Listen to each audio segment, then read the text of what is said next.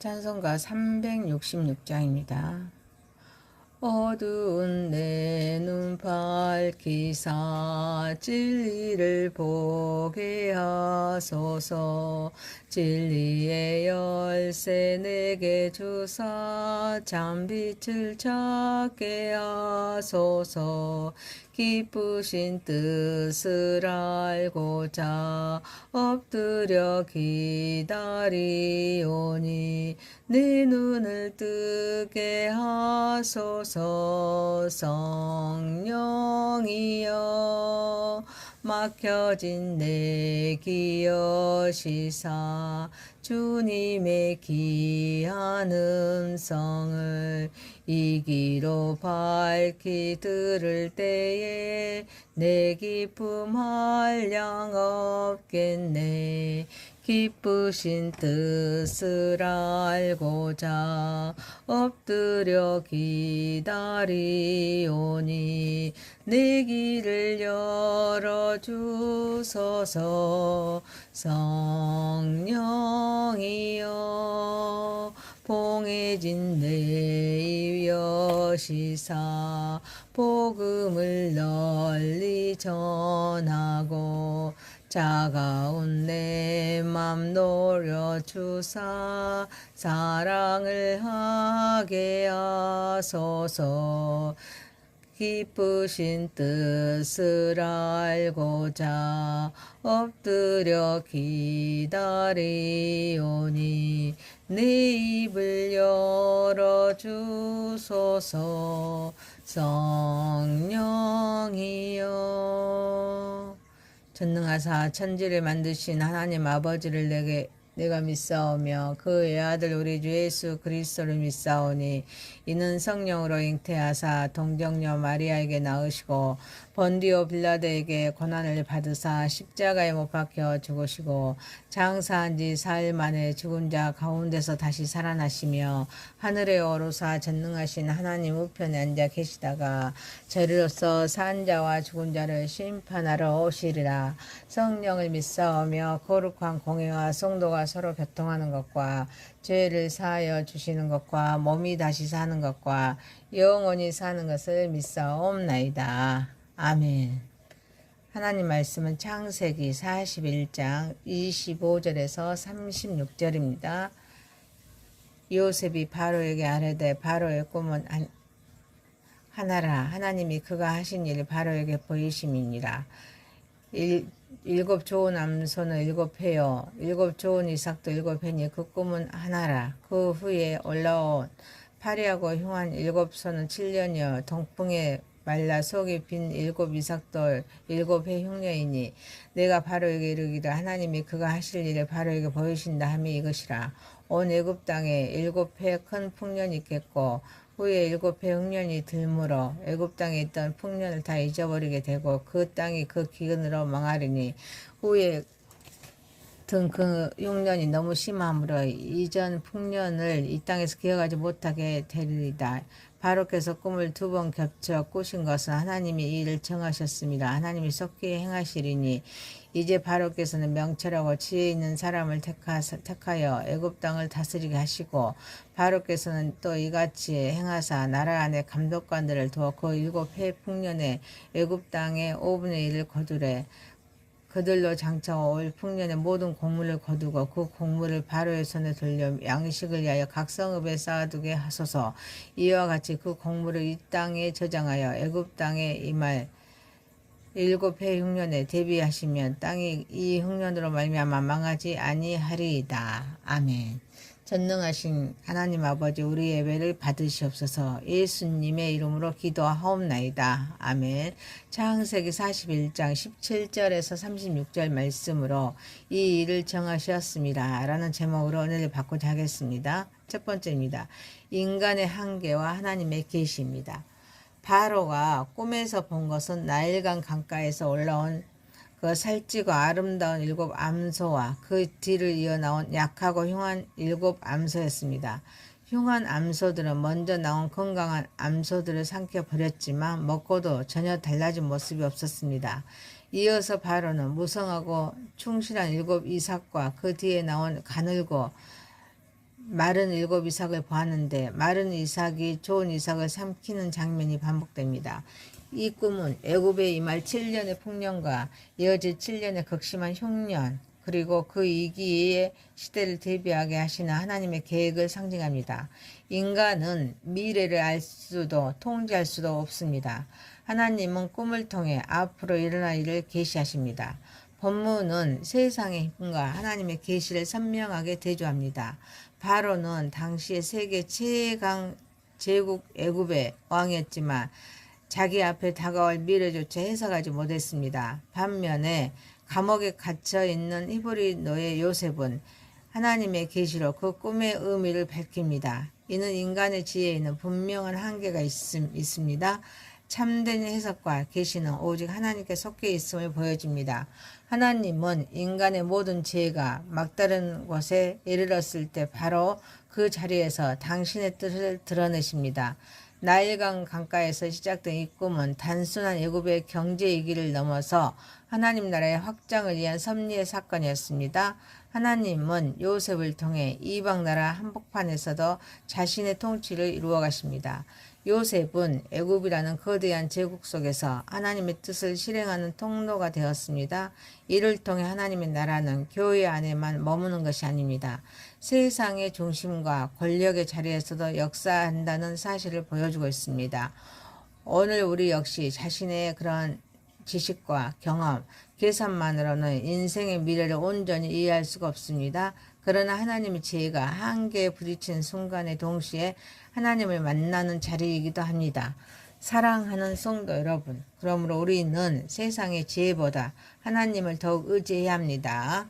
미래의 불안 속에서도 하나님을 신뢰하며 하나님의 말씀과 믿음으로 준비된 삶을 살아가야 합니다.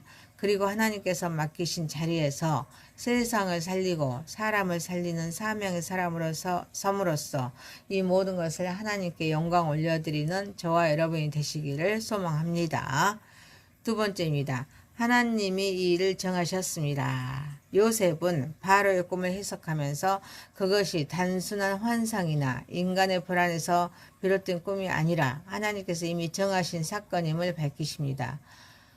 꿈이 2번 반복된 것은 그 뜻이 확실하며 하나님께서 속히 이루실 일이라는 사실을 강조합니다. 이는 인간의 예측이나 점술이 아닙니다. 역사를 주관하시는 하나님의 절대적인 결정과 통치를 드러내고 있습니다. 본문은 인간의 역사가 우연이나 운명에 의해 움직이는 것이 아니라 하나님의 뜻과 계획 속에서도 진행된다는 사실을 선포합니다. 하나님은 자연의 역사, 경제와 열방 그리고 시간의 흐름까지 다스리시는 분이십니다. 풍년과 흉년조차 하나님의 통치 아래에 있습니다. 하나님은 단순히 미래를 예견하시는 분이 아닙니다. 역사를 계획하시고 성취하시며 주관하시는 분이십니다. 요셉은 자신의 지혜를 드러내지 않았습니다. 그는 모든 해석과 지혜의 주권을 하나님께 돌렸습니다. 하나님은 미래를 아시는 분이십니다. 미래를 정하시는 분이십니다. 하나님은 멀리서 역사를 바라보는 관찰자가 아닙니다. 역사의 중심에서 모든 것을 이루어 가시는 주권자이십니다. 인생의 어떤 풍랑 속에서도 하나님이 이 일을 정하셨습니다. 라는 믿음은 우리의 흔들리지 않는 닻이 됩니다. 환경은 흔들릴 수 있습니다. 그러나 하나님의 정하심은 절대로 흔들리지 않습니다. 인간의 어떤 힘도 어떤 상황도 하나님께서 정하신 뜻을 막을 수가 없습니다. 우리는 때론 현실을 이해하지 못하고 미래를 알 수 없는 상황 속에 놓이기도 합니다. 그러나 그 순간에도 하나님께서 모든 것을 주관하시며 결국 선하고 완전한 뜻을 이루실 것을 신뢰해야 합니다. 신앙은 눈앞의 현실보다 하나님의 약속을 바라보는 믿음입니다. 흔들림 속에서도 끝까지 인내하는 영적인 훈련입니다. 사랑하는 성도 여러분, 요셉이 애굽왕 바로 앞에서도 담대히 하나님이 하셨습니다 라고 선포했던 것처럼 우리 역시 직장, 가정, 교회, 사회 속에서 하나님의 주권을 인정하고 드러내야 합니다. 어떤 자리에서도 하나님을 숨기지 말고 삶으로 그분의 통치를 증거하는 사람이 되므로 하나님께 영광 올려드리는 저와 여러분이 되시기를 소망합니다.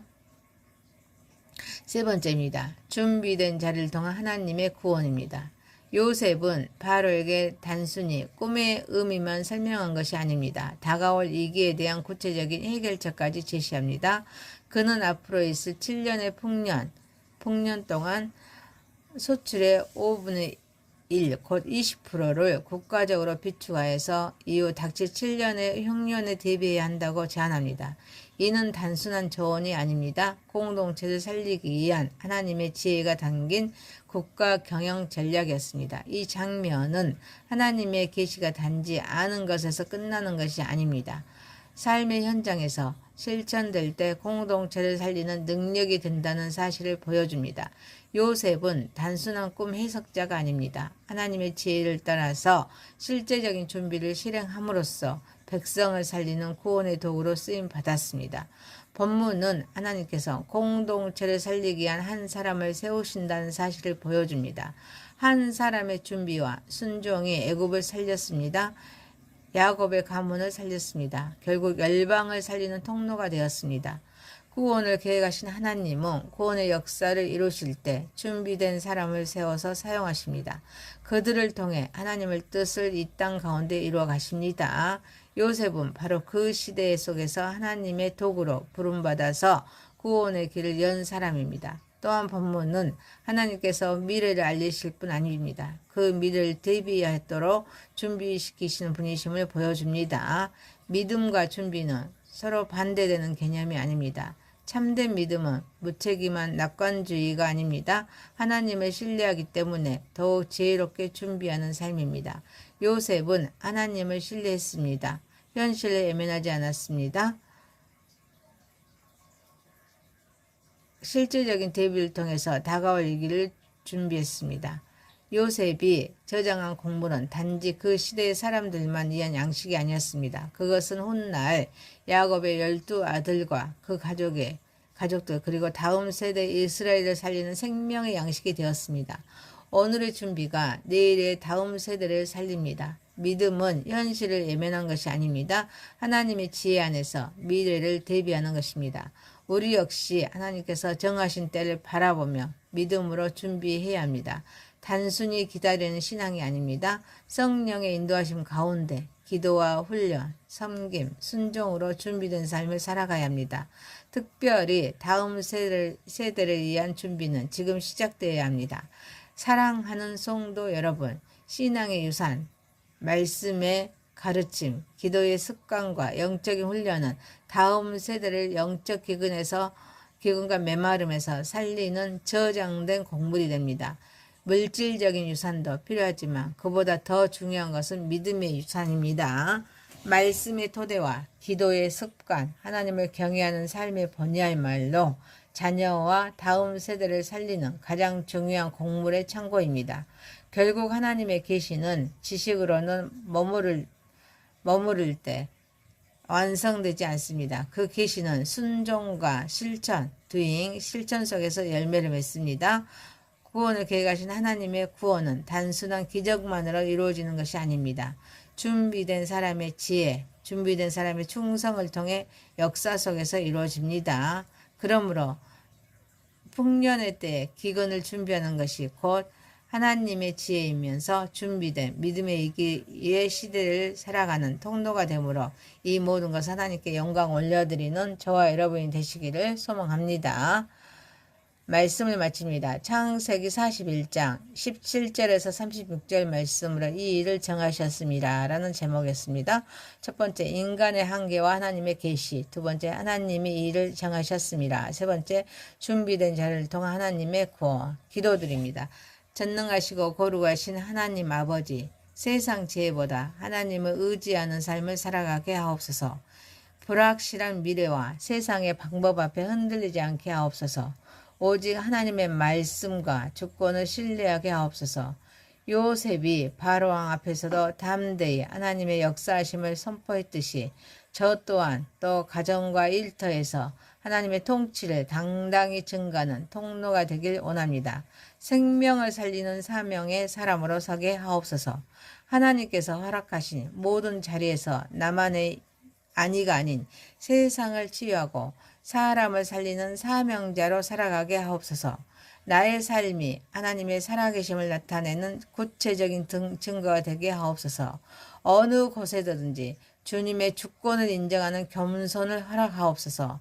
다음 세대를 위한 영적인 곡물창고를 준비하게 하옵소서. 물질의 풍요보다 더 값진 말씀의 가르침, 기도의 습관, 하나님을 경외하는 삶의 본을 자녀들에게 물려주게 하옵소서. 영적인 기근의 때에 다음 세대를 살릴 풍성한 믿음의 곡물을 기도로 준비하게 하옵소서. 신앙의 유산을 든든히 세워가는 지혜로운 부모 또 지혜로운 선배가 되게 하옵소서. 예수님의 이름으로 기도하옵나이다. 아멘. 하늘에 계신 우리 아버지여, 이름이 거룩히 여김을 받으시오며 나라에 임하오시며 뜻이 하늘에서 이룬 것 같이 땅에서도 이루어지이다. 오늘날 우리에게 일용할 양식을 주옵시고 우리가 우리에게 죄 지은 자를 사하여 준 것 같이 우리 죄를 사하여 주옵시고 우리를 시험에 들게 하지 마옵시고 다만 악에서 구하옵소서. 대개 나라와 권세와 영광이 아버지께 영원히 있사옵나이다. 아멘.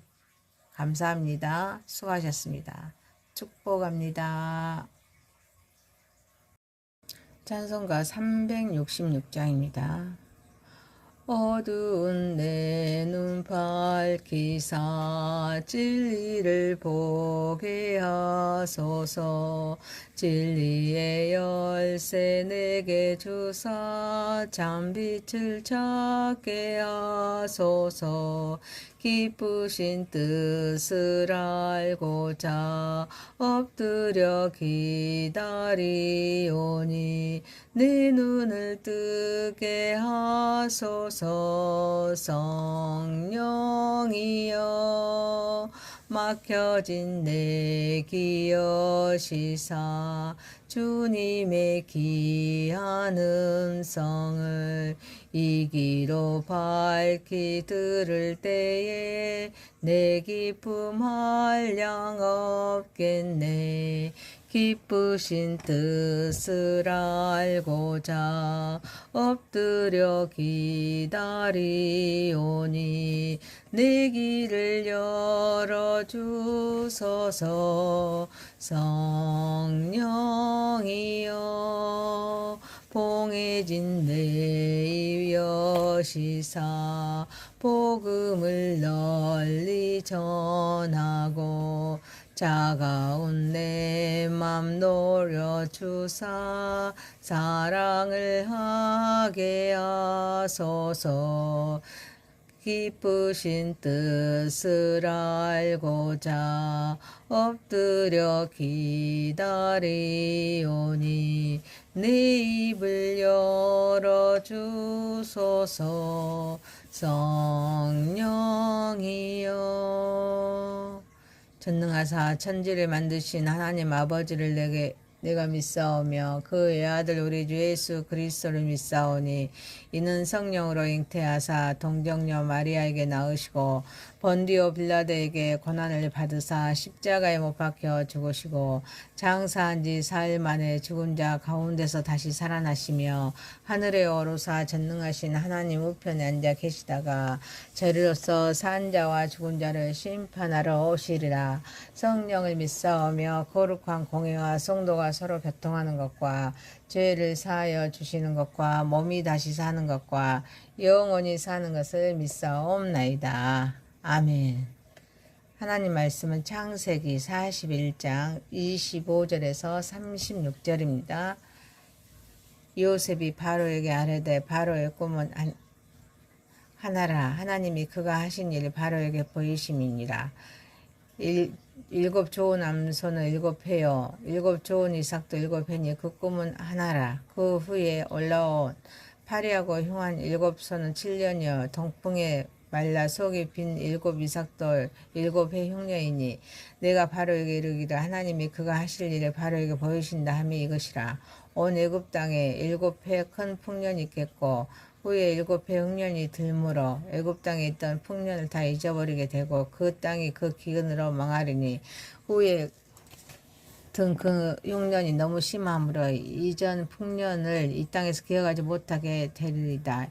바로께서 꿈을 2번 겹쳐 꾸신 것은 하나님이 이 일을 정하셨습니다. 하나님이 속히 행하시리니 이제 바로께서는 명철하고 지혜 있는 사람을 택하여 애굽 땅을 다스리게 하시고 바로께서는 또 이같이 행하사 나라 안에 감독관들을 두어 그 7해 풍년에 애굽 땅의 5분의 1을 거두래 그들로 장차오 올 풍년의 모든 곡물을 거두고 그 곡물을 바로의 손에 돌려 양식을 위하여 각 성읍에 쌓아두게 하소서. 이와 같이 그 곡물을 이 땅에 저장하여 애굽 땅에 임할 7해 흉년에 대비하시면 땅이 이 흉년으로 말미암아 망하지 아니하리이다. 아멘. 전능하신 하나님 아버지, 우리 예배를 받으시옵소서. 예수님의 이름으로 기도하옵나이다. 아멘. 창세기 41장 17절에서 36절 말씀으로 이 일을 정하셨습니다. 라는 제목으로 은혜를 받고자 하겠습니다. 첫 번째입니다. 인간의 한계와 하나님의 계시입니다. 바로가 꿈에서 본 것은 나일강 강가에서 올라온 그 살찌고 아름다운 7 암소와 그 뒤를 이어 나온 약하고 흉한 7 암소였습니다. 흉한 암소들은 먼저 나온 건강한 암소들을 삼켜버렸지만 먹고도 전혀 달라진 모습이 없었습니다.